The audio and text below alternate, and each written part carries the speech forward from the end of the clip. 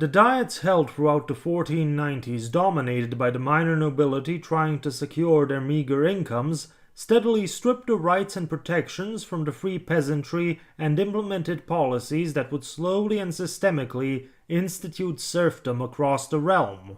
Peasants' freedoms of movement were steadily restricted, no longer allowing peasants to move their whole families and households to other estates. This was done in order to make sure that peasants could not easily get away from unfavorable conditions, while other measures were found to further exploit the peasants who lived in more favorable conditions.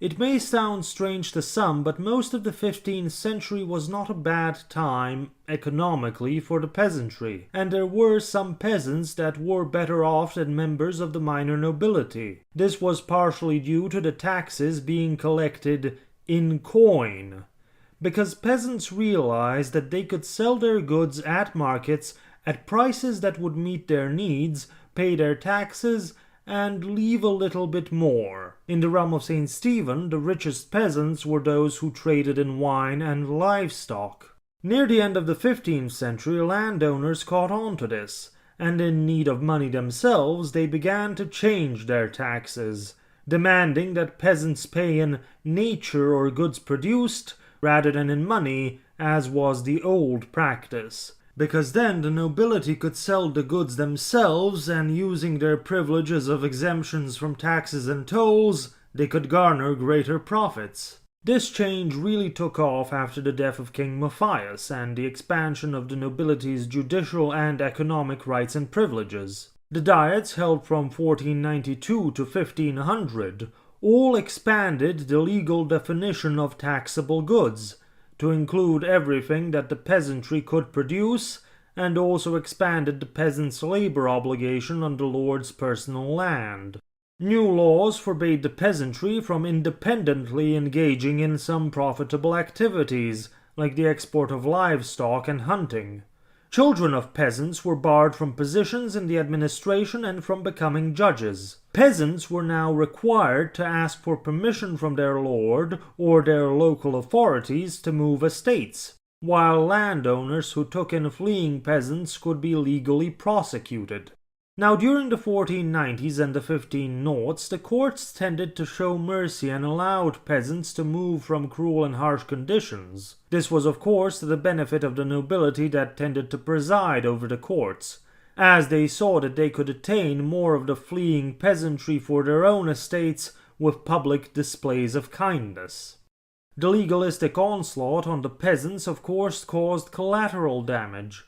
The rights and protections of the Cuman and Szekel communities in Hungary and Transylvania were eroded, and many of their poorer members were now looked upon as mere peasants.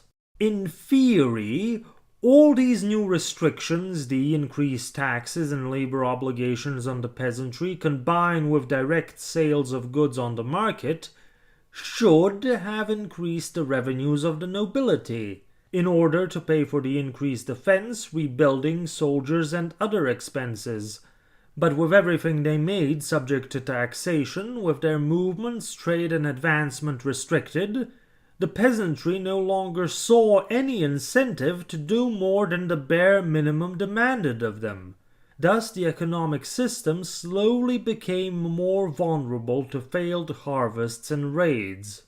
And with a very decentralized taxation system in which people collecting the taxes were incentivized to skim off of the funds as they went up the chain, it meant that the funds arriving into the local and royal treasuries were very diminished. So there were little to no funds for emergency situations, like when the money to pay soldiers ran out. So those soldiers turned to banditry, and further devastated the local area. This exact problem was noted in areas of Transylvania. When this system, advocated for by the minor nobility, failed to improve the situation, the blame was laid on the lazy peasantry and the incompetent and corrupt magnates and royal councillors, who were also blamed for not doing enough about the Ottoman threat. Some even dared to blame the foreigner on the throne. The magnates had, of course, approved all of the mentioned reforms, as they were also to their benefit, but that did not stop them from being viewed negatively by the minor nobility. The Diet of 1496 removed the royal treasurer on charges of embezzlement.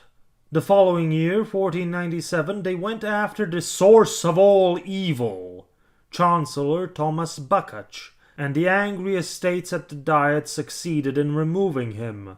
However, the king replaced Bakach with Bakach's protege, Royal Secretary George St. Mary. The same year, Bakach was also appointed as the new Archbishop of Esztergom, after the previous holder, the young Cardinal Hippolyte d'Este, was made Archbishop of Milan. Bakach was also soon returned to his functions as Chancellor. Hostilities with the Ottoman Sultan renewed in 1498, and the Diet made an attempt at military reforms that harkened back to the days of King Sigismund.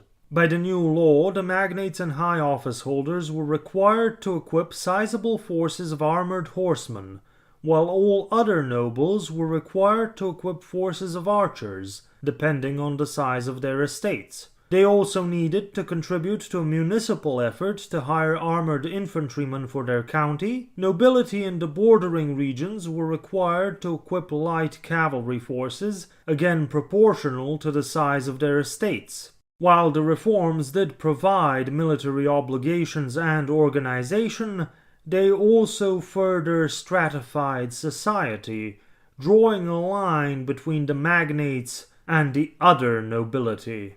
A similar reform was also instituted in Bohemia.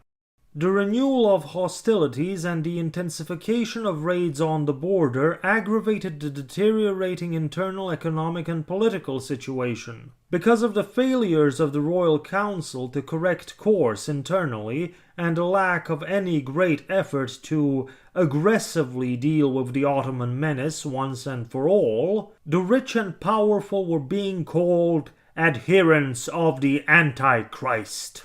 And at the Diet of 1499, a group of minor nobles erected a gallows near to the site of the Diet.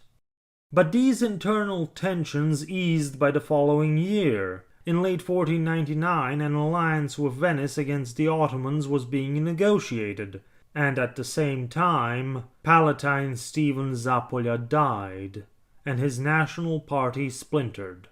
Stephen Zapolya's large estates were inherited by his young sons Janos and George. In other news, around the turn of the century, the king's marriage annulment proceedings ended, with Pope Alexander VI granting the annulment. Former Queen Consort Beatrice of Naples was forced to move back to Naples, where she died in 1508.